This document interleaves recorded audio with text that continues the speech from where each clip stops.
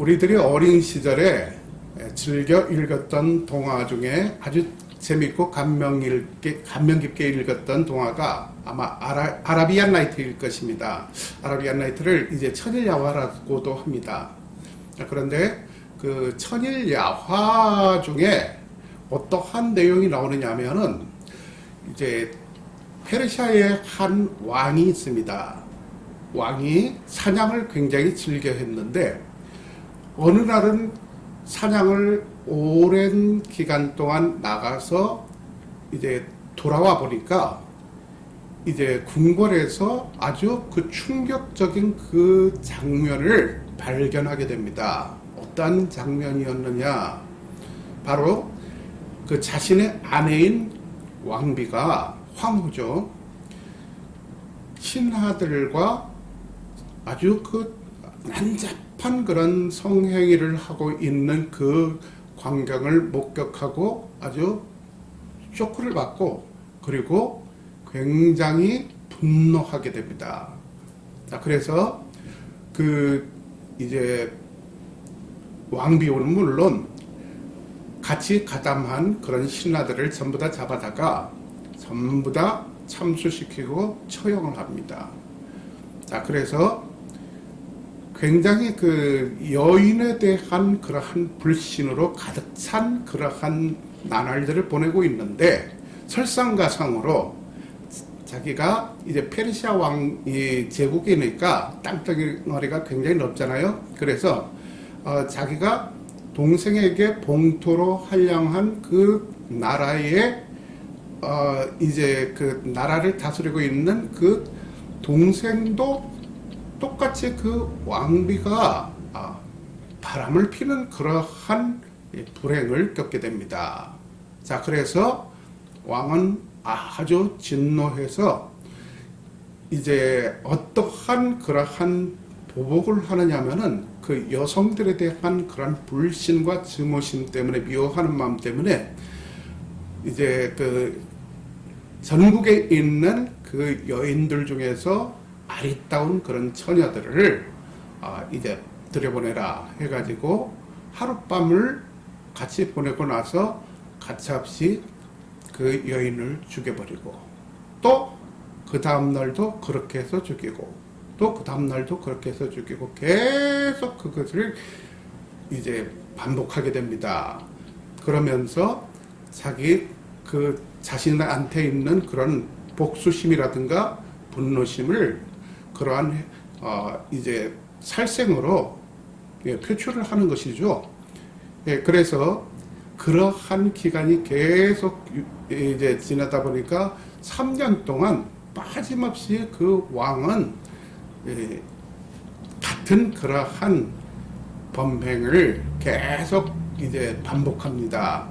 자, 그래서 나라가 아주 그 난리가 났죠. 백성들이 그 제사장을 찾아가서 그 왕을 교체하자, 왕을 저기 끌어내려라, 폐위시켜라, 막 그렇게 그 농성까지 할 정도로 아주 심각한 그런 지경에 이르렀습니다. 자, 그런데 그 신하들 중에 고위 신하들 중에 이제 그 신하의 딸이 한 명 있는데 이름이 세라자데입니다. 그 세라자데라는 그 여인이 자원을 해서 아빠, 내가 이번에는 궁으로 들어갈게 해서 나를 보내주세요 해가지고 그 아버지를 당황케 합니다. 자, 그런데 그 세라자데는 굉장히 지혜롭고 아주 똑똑하고 아름다운 그런 여인이었습니다. 그래서 이제 결국은 아버지를 설득시켜서 이제 그 왕에게 들여보냅니다. 자, 그런데 그 세라자데가 그 왕에게 들어가서 어떠한 그러한 일을 하느냐면은 이제 그 세라자데의 마음속에는 전국에 있는 그 이 아낙네들을 다 죽게 할 수는 없다. 그래서 누군가가 저것을 이제 그 못하게 저지를 시켜야 되는데 내가 들어가서 나도 구하고 왕도 구하고 나라도 구하고 그리고 또 이제 여자들도 더 이상 그렇게 이유 없는 희생을 당하지 않도록 그렇게 구국적인 그런 생각으로 들어가게 됩니다. 자, 들어가서 어떻게 이제 그러한 이 왕의 그런 행각을 멈추게 하느냐 하면은 날마다 재미있는 얘기를 해주겠다고 해서 재미있는 얘기를 해줍니다. 자, 그런데 그 얘기가 끝날 때쯤이면 굉장히 흥미롭고 또 굉장히 그 기대가 되는 부분인데 오늘은 이제 여기까지 하고 내일 다시 얘기를 해주겠습니다 하고 또 그 다음날은 또 내일 얘기해 주겠습니다. 또 내일 얘기해 주겠습니다 하면서 계속 그 이야기를 이어갑니다. 자, 그게 1000일 동안 이제 그게 계속 이어져서 그 1000일 야화가 아니라 1001일, 1001. 그러니까 1000일하고 하루 더, 1001일이죠. 1일 동안에 그 계속 엮어진 그런 내용의 레파토리라고 해서 1001 야화라고 합니다. 자, 그런데 그 1001 야화가, 아까 말씀드렸듯이 결국은 그렇게 계속 1001일 동안 계속 세라자데가 이제 그 왕에게 재미있는 이야기를 해줌으로 말미암아 왕은 계속 그 얘기가 궁금한 거예요. 그래서 그 다음날도 기다려지고 기다려주고 하니까 그 세라자데를 그 삼아 죽이질 못합니다. 그러는 동안에 그 세라자데와 왕 사이에는 그러니까 그 건강한 남녀가 그렇게 밤을 그렇게 세우다 보니까 어떻게 되겠습니까? 애가 탄생되지 않겠습니까? 그래서 애들도 막 생긴 거예요, 그 사이에. 그런데 그 아이들도 막 생겨나고 그렇게 가정도 이제 어쨌든 당분간은 유지가 되는 거지 않습니까? 그러다 보니까 그 왕이 그 아이들 키우고 그 가정의 따뜻함 그리고 그 세라자데의 그런 재미있는 그러한 이야기를 통해서 계속 거기에 심취되다 보니까 어느새 그 마음속에 자리 잡고 있던 그러한 분노심, 여자에 대한 그러한 증오심, 그것은 온데간데 사라져버리고 없고 결국은 자연 치유가 되어버린 것이죠. 그래서 이제 그 세라자데하고 결국은 나중에 이제 행복하게 가정을 꾸미고 잘 살았다는 그런 해피엔딩 내용입니다. 자, 그런데 그 세라자데라는 그러한 이제 스토리로 러시아의 국민학파 5인조 중에 한 명인 림스키-코르사코프라는 그 작곡가가 그 관현할 곡을 이제 만듭니다. 그 세라자데라는 이름으로. 그래서 이제 그 내용이 바로 그 1001 야화에 나오는 그 세라자데를 이제 그 모티브로 한 것입니다. 그래서 얼마 전에 그 김연아 선수가 피겨스케이팅 현역으로 계속 뛸 때에 이제 그 피겨 한 3, 4분 동안 이렇게 보여지는 그 시간 동안 이제 배경음악이 나오지 않습니까? 그 배경음악에 림스키-코르사코프의 세라자데를 연주해서 그 빙상에서 이 피겨스케이팅 연주를 하는 그러한 감명 깊게 봤던 그런 기억이 납니다. 자, 오늘 이 세라자데의 이야기로 여러분들은 어떤 생각을 하십니까? 저는 대단히 현명하고 대단히 똑똑한 그러한 여성이구나. 그리고 용기도 대단한 여인이구나. 자, 그런데 누가 이제 겹쳐서 떠오르느냐 하면은 같은 그 페르시아의 왕후였던 에스더가 떠오르게 되었습니다. 자, 에스더에 대해서도 우리가 그 말씀으로 은혜를 나눈 적이 있지 않습니까? 에스더 역시도 페르시아 수산궁의 왕후였습니다. 자, 그런데 지금 물론 그 이야기 중에 야화 중에 등장하는 인물이지만 세라자데도 아주 지혜로운 여인이고 지금 성경에 나오는 에스더도 굉장히 지혜롭고 똑똑하고 아름답고 그리고 무엇보다도 신앙심이 좋은 그러한 여인이라는 것입니다. 자, 그런데 에스더와 세라자데는 엄연히 그 차원이 다른 여인이라는 것입니다. 그 세라자데는 그 페르시아에서 페르시아 태생으로 페르시아 국민 중에 한 사람으로서, 그러니까 이제 왕궁의 고관 중에 딸이었고, 지금 에스더는 유대인, 하나님의 백성 중에 한 사람인 유대인이었다는 것입니다.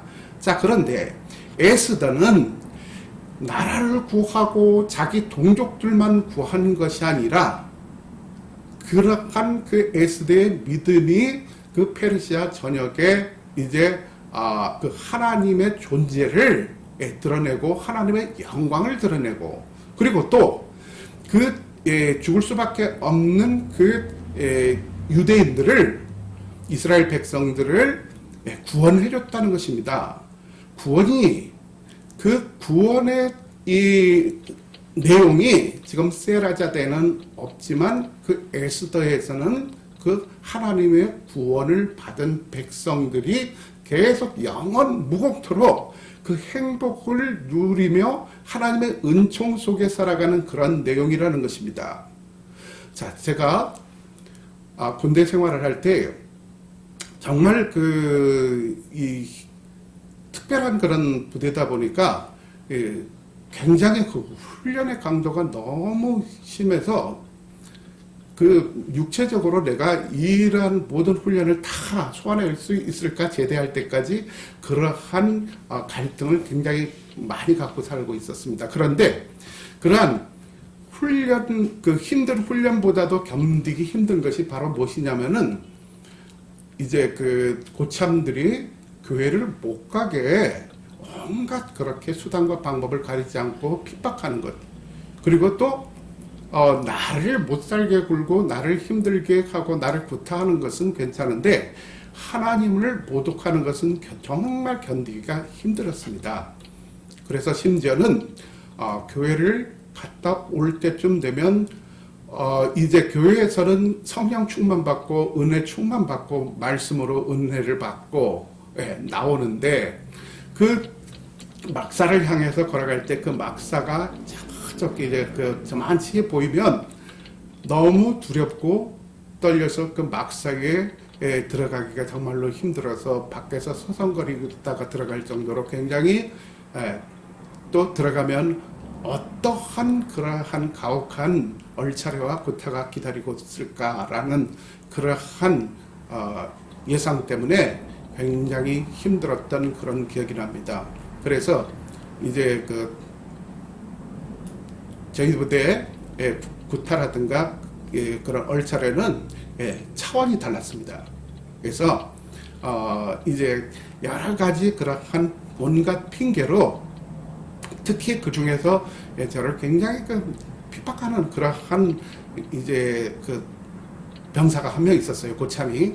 그런데 그 고참이 굉장히 그렇게 힘들게 했는데 이제 어떻게 이제 그 말 안 듣는, 자기 마음에 안 드는 그런 병사들을 이렇게 구타하고 얼차려를 줬느냐면은 이제 목욕탕으로 불러냅니다. 목욕탕은 딱 그 정해진 시간만 가서 일제히 들어가서 샤워들 하고, 그걸로 이제 목욕탕은 항상 폐쇄된 공간이지 않습니까? 그래서 이제 그 목욕탕으로 아무도 이제 사람의 눈 뜨지 않는 곳에 이제 원천 폭격, 머리를 꼬라박아 시킵니다. 그리고 분합발로 그냥 가슴을 가차없이 그냥 막 찹니다. 왜 그러느냐? 얼굴을 때리거나 뭐 다른 데 팔이라든가 그런 데를 때리거나 하게 되면 이 구타했던 흔적이 노출이 되지 않습니까? 그런데 이 가슴 쪽은 어떻습니까? 군복을 입어버리면 안 보이기 때문에 이게 구타를 당했는지 모르는 거예요. 그러다가 잘못 맞아서 죽을 수도 있는 것 아닙니까? 군합발로 가슴을 그렇게 멍들 정도로 그렇게 막 차이고 했으니까, 자, 그렇게 그런 식으로 굉장히 힘든 그런 핍박을 받으면서 교회를 출석하곤 했었습니다. 자, 그런데 너무 힘들고 한 6개월 동안은 내가 물론 이 반은 자원해서 이쪽으로 이제 그러한 부대를 지원을 한 거나 마찬가지지만, 그런데 너무 이제 원망이 되는 것이에요. 6개월 동안 계속 이제 원망과 불평, 불만의 시기가 계속 이제 이어지는 것입니다. 자, 그런데 어느 날 저에게 고향 교회에서 이제 우편물이 왔습니다. 소포가. 그럼 무엇인가 해서 이렇게 까보니까, 열어보니까 그쪽에 이제 큐티 노트가 들어 있었습니다. 네. 그래서 이제 그 당시에 아주, 지금도 그게 아마 발간되는 것 같은데, 아주 유명한, 그러한 그 큐티 그 북이었는데, 이제 처음에는 이제 그것을 이렇게 이제 들여다볼 그러한 여력도 없고, 그리고 정신적인 여유도 없고, 그래서 한두 달을 그걸 방치를 했다가 계속 교회에서 이제 보내주는 거예요. 그러니까 한 2, 3개월 정도 지나서, 그래, 그러면 큐티를 해야 되겠다 해가지고 그때부터 이제 큐티를 하기 시작했는데, 그 하나님의 말씀이 그렇게 꿀송이처럼 달다는 그러한 체험을 해본 적은 지금까지 내가 이제 내 인생에 있어서 가장 첫 번째 그러한 경험이었던 것 같습니다. 그래서 그 큐티를 통해서 하나님의 말씀을 깊이 있게 그렇게 음미하고 묵상하는 시간이 너무 좋은 것입니다. 그래서 어떨 때는 심지어는 나중에는 그 기상 시간이 6시인데 6시 전에 한 5시쯤 되면 일어나서 이제 그 침상에 그 위에 그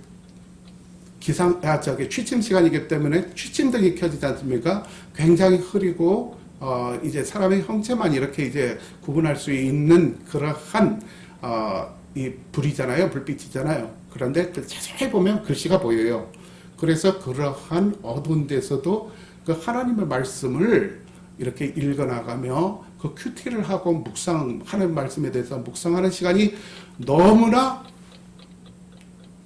나에게는 소중하고 너무나 기쁘고 너무나 행복한 그런 시간입니다. 그래서 어떨 때는 그 하나님의 말씀의 내용을 깊이 있게 그것을 분석해서 이제 공부를 하다 보니까 내가 막 희열을 느껴서 정말 막 이제 날뛰고 싶은, 그러니까 다윗이 그 언약궤를, 하나님의 언약궤를 이제 보고서 들어올 때 막 춤을 췄다고 했지 않습니까? 그러니까 이 춤을 추고 싶을 정도로 굉장히 나 혼자서 그렇게 기쁜 그러한 감격과 그러한 행복감에 젖게 됩니다. 그래서 그것이 계속 이어지면서 제 마음속에 그러한 분노라든가, 그리고 또 갈등, 그리고 또 나를 핍박하는 사람들에 대한 그런 미워하는 마음들이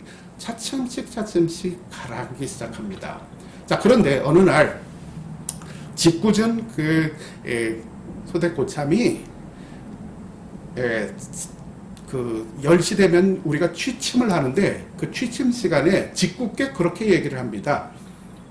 그 소대 제일 고참이었는데 그 사람은 이제 교회 다니지도 않았어요. 자, 그런데 뭐라고 하냐면은 저보고, 야, 한일병, 너 교회 나가지.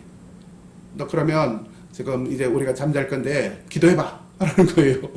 그래서 소대원들을 위해서 기도를 하라는 거예요.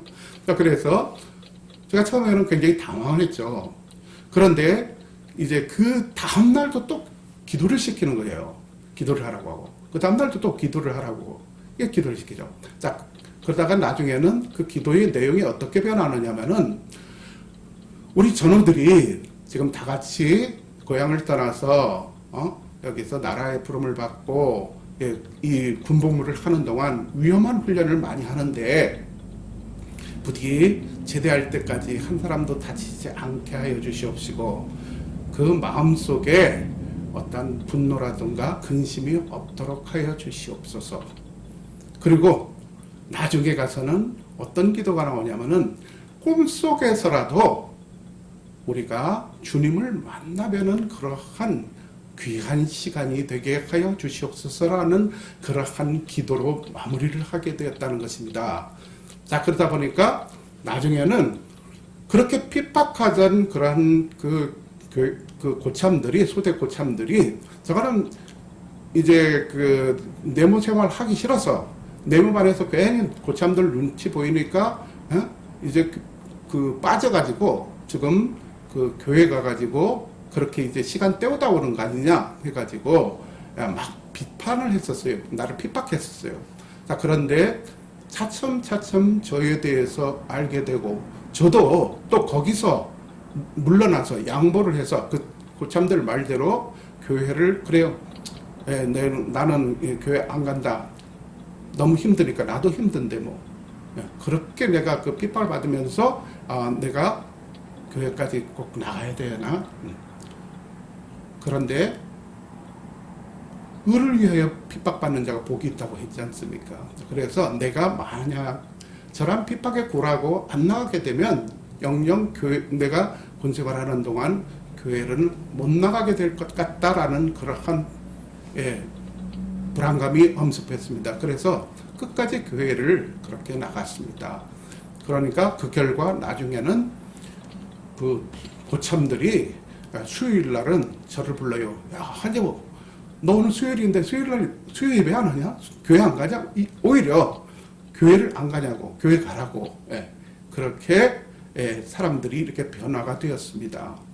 아무튼 그 소대원들은 그 후에 어떻게 그들이 이렇게 이제 그들의 삶의 변화를 줬는지 모르지만, 그 중에 한 사람이 저에게 이제 편지를 했습니다. 저를 굉장히 핍박 많이 했던 사람인데, 자기가 이제 가끔씩 군대 생활하고 군대 생활 했던 것과, 그리고 군대 생활 중에서 내가 많이 이렇게 괴롭히고 했던 한재호를 생각하는데, 한재호를 생각할 때 이제 또 교회가 어떤 곳인지 궁금하기도 하고, 교회를 이제 얼마 전부터 나가기 시작한다는 그런 그 내용의 편지를 받아보고 굉장히 기뻤고, 이루 말할 수 없는 그러한 내 마음 가운데의 위안과, 그리고 보람과 그리고 평화, 그리고 기쁨이 넘치게 되었습니다.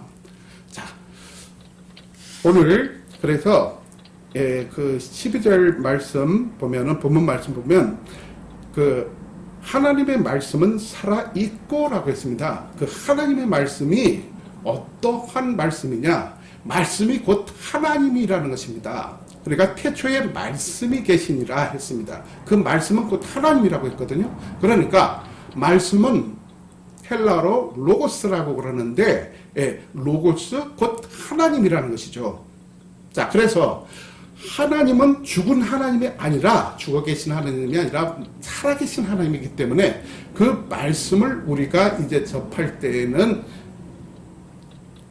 하나님의 그 살아계신 것과, 그리고 그 말씀이 운동력이 있다. 여기서는 활력이라고 표현했는데, 옛날 우리가 그 구성경으로는 그 운동력이 있었다고 그랬다고 이해를 했지 않습니까? 활력이 있다. 그러니까 액티브하다는 것이죠. 그러니까 굉장히 그 역동적이고 굉장히 힘이 넘치고 아주 활동적이라는 것이에요. 자, 그래서 좌우에 날선 어떤 검보다도 예리하여, 그러니까 좌우에 날선 검, 그러니까 뭡니까? 그 WH라고 그 영어 성경에 나오는데, 그러니까 이쪽에도 날이 있고 이쪽에도 날이 있어요. 양쪽 다 날이 있는 것이죠. 그런데 되게 보면 이 우리 그 조선시대 칼을 보면은 이렇게 양쪽에 날이 있는 게 아니라 한쪽이 이렇게 이제 해서 그 날이 있고, 한쪽은 이게 그 사각으로 이렇게 각이져 있지 않습니까?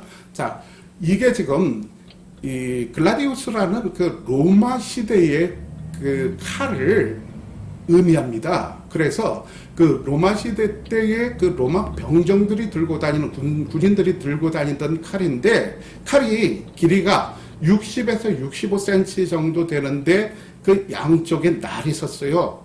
그런데 그 날이 너무 예리해서 그게 그 사람 몸에 잠깐만 찔려도 한 3cm에서 5cm만 그게 찔려도 사람이 아주 치명상을 입어서, 예?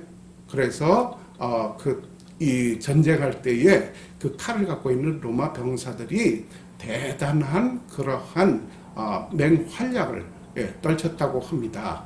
자, 그래서 그러한 지금 검을 말하는데 그 날선 검, 그러니까 이제 그 좌우에 날선 어떤 검보다도 그러한 검들은 인체에 찌려서 그렇게 치명상을 입히고 사람을 죽이고 살생을 할 수 있지만 그 어떤 검보다도 예리하여서 그 샤퍼라고 그랬어요. 그러니까 더 날카롭다. 그래서 그 예리하여 혼과 영과 및 관절과 골수를 찔러 쪼개기도 하며, 그러니까 여기서 혼은 무엇입니까? 사람의 그 어떤 그 생각, 그리고 영은 결국은 이 영이 중요한 것인데 그 영은 곧 우리가 하나님께 도달할 수 있는 수단이 바로 영이라고 생각을 해야 될 것입니다. 그래서 영과 혼과 육이 있지 않습니까? 그래서 너 혼날 줄 알아. 잘못하면 혼날 줄 알아라고 그러지 않습니까? 그러면 혼난다는 것은 그러니까 정신이 나갈 정도로 그렇게 아주 그 사람에게 치명적인 그러한 그 위해를 가하겠다는 그런 내용 아닙니까? 자, 그래서 여기서 그 혼과 그 영은 아까 말씀드렸듯이 우리가 하나님과 교통하고 또 하나님 나라에 도달할 수 있고, 그리고 또 우리 믿음의 형제들끼리 서로 교통할 수 있는 커뮤니케이션의 한 방법이 영이기도 합니다. 우리가 영적으로 찬양을 하고 우리가 우리 영혼으로 영적인 그런 교제를 나누고 그리고 또 영적인 그런 메시지를 통해서 이제 우리 영적인 사람들끼리 모여서 서로 중보기도도 하고 그렇지 않습니까? 자, 그래서 영과 및 관절과 골수를 찔러 쪼개기까지 하며, 관절과 골수까지도 쪼갠다는 것은 무엇이냐면은 우리가 관절도 있고 골수도 있지 않습니까? 자, 그래서 아까 말씀드렸듯이 그 좌우에 날선 그런 그 로마 병사들의 그러한 어떤 그 날선 검은 사람에게 치명타를 일으키지만 그 하나님의 말씀은 그것뿐만 아니라 그러니까 골수와 그리고 이제 관절과 골수까지도 다 쪼개버릴 정도로 그렇게 위력이 대단하고 파급력이 대단하며 그리고 에너지가 넘치고 그렇게 역동적이고 그리고 운동력이 있다는 것입니다. 자, 그래서 그 도쿠가와 이에야스가 이제 전국을 이제 통일을 해서 이제 에도 막부 시대를 열어봅니다. 그런데 그 뭐라고 선포를 하느냐면은 우리나라는 그 당시까지만 해도 이제 과거제도라든가 음서제도가 있어서 이제 그 어떻게 보면 특히 과거에 이렇게 그 합격하는 사람들은 어떻습니까? 아무리 천한 신분을 갖고 있더라도 과거에 합격했다는 이유만으로 신분이 상승되지 않습니까? 그래서 어떻게 보면 인생 한방일 수도 있다라는 어떻게 보면 조선시대 로또와 같은 그러한 그 제도가 아마 과거 제도가 아니었나 싶습니다. 그런데 일본은 달랐다는 것입니다. 일본에서는 그 에도 막부가 어떤 막부였느냐 하면은 어떤 그런 그 집권 체계였느냐면은 이제 그 이 신하들에게 자기 그 가장 오른팔 왼팔에 담당하고 있는 그러한 이제 자기 밑에 있는 이런 사무라이들에게 봉토를, 그러니까 예를 들면 넌 저쪽에 전라도, 너는 저쪽에 그 경상도, 너는 경상남도 그렇게 해가지고 다 나눠줬다는 것입니다. 나눠주고 그 대신 이제 그 사무라이들이 이제 그 나라를 다스리게 했는데 그 칙령을 어떤 칙령을 발표하느냐면은 그 천민이 그 자기 이 직업을 버리고서 주제넘게 다른 그 직업을 찾는다든가 자기가 갖고 있는 그 자기가 이제 자기에게 주어진 그 일을 버리고 또 다른 일을 이렇게 전환한다고 한다면 가차없이 죽임을 당할 것이다 라고 그렇게 칙령을 내리고 각 사무라이들에게 사무라이가 그 당시는 영주지 않습니까? 그래서 감시하게 합니다. 그러니까 칼을 가는 사람들은 계속 그냥 밥만 먹으면 일어나서 눈 뜨면 칼만 계속 가는 거예요. 칼만 들고 칼 갈고 갈다가 죽으면 또 유언으로 그 자기 자손에게 아무개야 칼 갈 거라 하면 그러면 그 이 유언을 받은 자손은 왜 가는지도 모르고 계속 또 가는 거예요. 계속. 그러면서 이제 그 어떻게 보면 거기서 그 장인들이 각 분야에 아주 날고 기는 장인들이 거기서 이제 탄생하게 됩니다. 그래서 그러한 영향으로 지금도 일본에 가면 예를 들면 뭐 400 몇십 년 된 그러한 라멘집 그리고 또 300 몇 년 된 양갱집 그 다음에 200 몇 년 된 우동집 이런 식으로 해서 아직도 그러한 이제 그 전통을 계속 이어가는 그러한 문화가 자리 잡았다는 것입니다. 그래서 이제 그 예를 들면 그 사무라이들을 위한 칼을 대장장이가 만들지 않습니까? 그러면 이 사람들이 얼마나 장인 정신을 이제 발휘를 했느냐면은 칼을 다 만들고 나서 이제 그 물이 흐르잖아요. 흐르는 그런 시냇물 앞에다가 칼을 딱 이렇게 세워놔요. 그래서 그 반지라는 종이 있죠. 옛날에 왜 그 반지를 가지고서 이 그림 같은 거 이렇게 이제 복사할 때 이 연필로 그때 복사기가 없어서 연필로 하나하나 이렇게 이제 그 복사하는 그런 종이 있지 않습니까? 굉장히 얇고 투명한 그 종이죠, 약간. 자, 그래서 그러한 종이를 지금 같으면 어떻게 보면 그 우리 곽에 있는 그 티슈 그 한 장을 말하는 그런 그 개념으로 이해를 하면 빠를 것 같아요. 자, 그래서 그것을 이제 물 위에 띄워놔요. 그러면 이제 이렇게 흘러 내려오지 않습니까? 그 냇물을 따라서. 자, 그러면 그게 구겨지면 그 칼은 가차없이 폐기처분시켜버려요. 그 종이가 구겨지면. 그런데 이렇게 흘러내려오면서 이제 그게 반듯하게 두부 잘리듯 그냥 구김 없이 하나도 한치의 구김도 없이 이게 쫙 잘려져 나갑니다. 그 정도로 예리하고 그 정도로 성능이 좋은 그 칼을 가지고 그 칼을 차고 다녔다는 것입니다. 그 사무라이들이.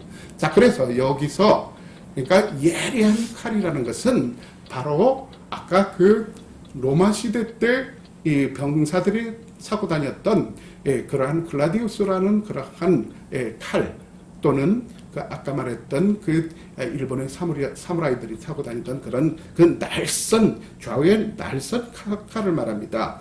자, 그래서 그 지금 홍과 영과 및 관절과 골수를 찔러 쪼개기까지 하며 또 그걸로 끝나는 것이 아니라 마음의 생각과 뜻을 판단하나니 했습니다.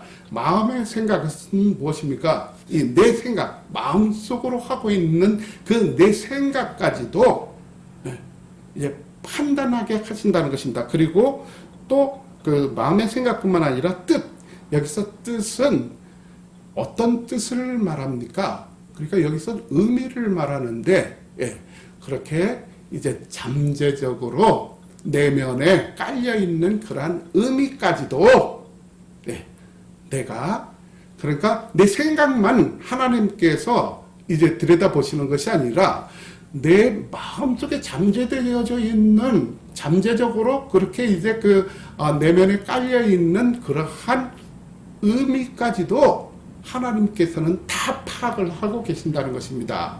그러다 보니까 지난번 말씀을 나눌 때에 현장에서 가늠하다가 붙잡혀 왔던 그 여인에 대한 그러한 말씀을 나눌 때 바로 하나님께서는 마음을 들여다보신다고 했지 않습니까? 그래서 마음으로 짓는 죄도 이미 똑같이 육체적으로 지은 죄나 마찬가지라는 그런 말씀을 드렸지 않습니까? 그렇기 때문에 우리는 어떻게 해서든지 그 마음속에 그 죄까지 안 지으려고 하다 보면은 얼마나 우리 삶이 경건해야 되고 거룩해야 되겠습니까? 이게 쉽습니까? 자, 그런 삶을 살아야 우리가 결국은 의인의 반열로 들어간다는 것입니다.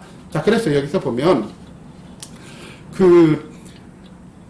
로마서 10장 17절 말씀에 보면 그러므로 믿음은 들음에서 나며 들음은 그리스도의 말씀으로 말미암는다고 하였습니다. 자, 그래서 어떻습니까? 우리가 정말로 아까 이 세라자데가 정말 그게 야화로 그렇게 이 왕을 그렇게 이제 그 왕의 마음을 돌려놓는 것이 아니라 정말 그 왕이 이제 그 구원을 받고 또 그 말씀으로 인해서 그 영생을 얻을 그러한 메시지를 전달했었더라면 어땠을까 하는 생각이 듭니다. 그래서 여기서 천일이라고 했는데 천일이라는 것은 참고로 말하면 그 페르시아 그 문화권에서 그 당시에 그 천일이라는 것이 영원한 숫자를 말한다는 것이에요. 그러니까 정말로 1001일 동안 딱 채우고 이제 그 이야기가 끝난 것이 아니라 영원성을 상징한다는 것이죠. 예, 그러니까 우리가 이제 그 70번에 7번씩이라도 그렇게 그 용서를 해주라고 할 때에 그게 490회 숫자적으로 딱 490회가 아니라 이제 그게 상징적인 의미로 계속 영원히 그 남이 용서를 구할 때는 영원히 용서를 해주라라는 그러한 그 상징적인 내용과 일맥상통한다고 볼 수가 있죠. 그러나 그 가운데에 복음이 없었다는 것입니다. 그러니까 잘 살아서 이 세상에서 잘 살아서 끝나는 것이에요. 그러나 에스더의 복음은 에스더의 전함은 모르드게의 전함은 어떤 것입니까? 영생까지도 그 민족에게 그리고 그 나라에 선물로 그렇게 선포되어지지 않았습니까? 자, 그래서 그러면 이 말씀은 이제 이 살아있고 그리고 운동력이 있다고 하였습니다. 그렇기 때문에 이것은 당연한 것이죠. 살아계신 하나님이기 때문에 그렇다는 것이죠. 예. 그래서 이 말씀을 이해하기 위해서는 우리가 아까 말씀드렸듯이 큐티를 통해서 묵상을 많이 한다든가 성경 공부를 통해서 많이 한다든가 그리고 또 이 목사님들이 전하는 메시지를 통해서 이 말씀에 아주 깊이 있게 파고들면서 말씀을 묵상하는 경우도 있겠습니다. 그런데 이제 이 말씀을 정말로 우리가 그러면 잘 이해를 하고 이것이 내 마음속에 이것을 간직하려면 어떻게 해야 되느냐면 우리가 믿음은 들음에서 나온다고 바울 선생이 로마서를 통해서 아까 말씀을 하셨지 않습니까?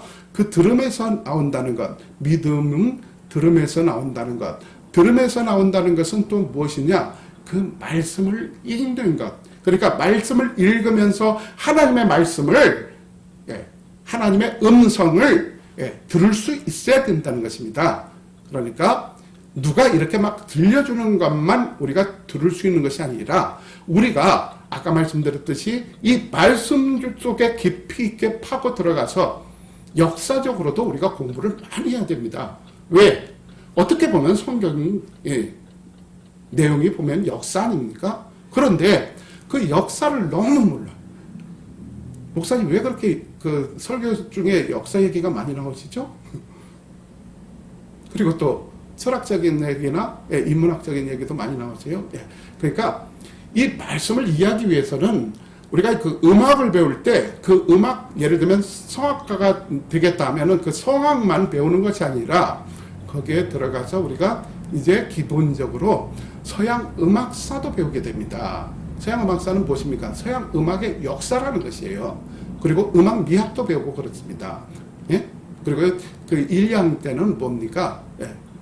심리학이라든가 뭐 철학이라든가 철학개론 뭐 심리학개론 전부 다 배우지 않습니까? 예. 왜 배웁니까?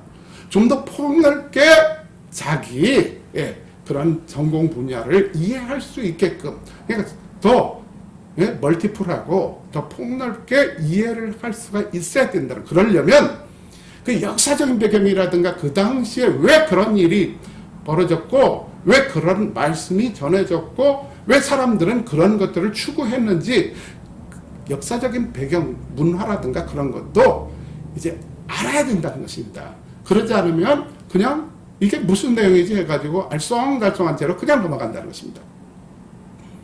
그래서 믿음은 들음에서 나고 그 들음은 그리스도 말씀으로 말미암는다. 그러니까 말씀에 우리가 깊이 들어가서 이제 그 말씀을 읽고 연구하고 하다 보면 결국은 그 믿음이 생긴다는 것입니다.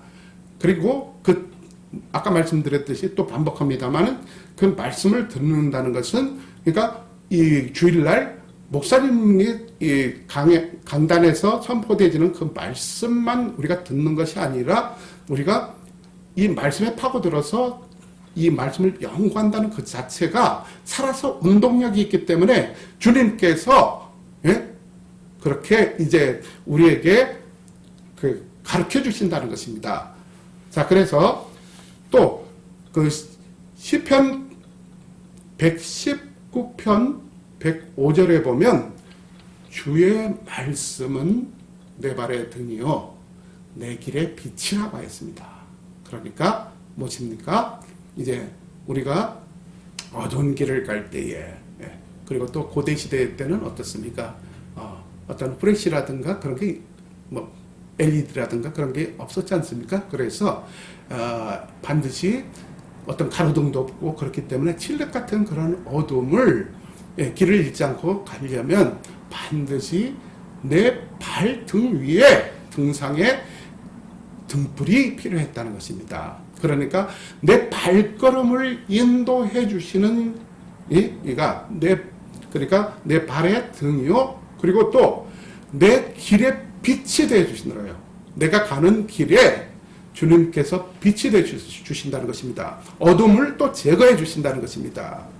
자, 그래서 이렇게 주님께서 우리에게 말씀으로 항상 우리와 함께 계신다는 것입니다. 자, 그런데 우리가 여기서 간과하지 말아야 할 것이 무엇이냐면은 요즘 왜 그 유럽 교회들이 문을 그렇게 닫고